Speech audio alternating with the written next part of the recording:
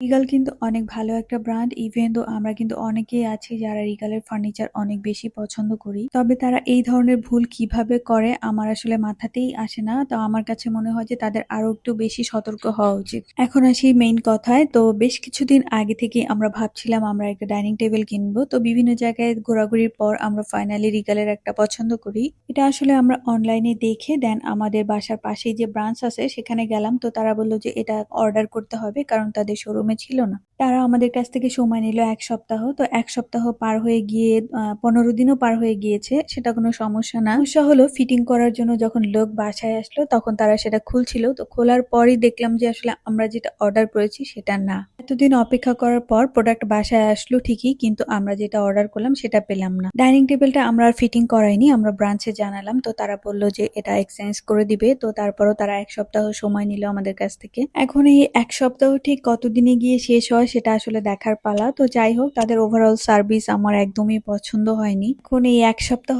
পরে আবার কি হয় সেটা দেখার অপেক্ষা।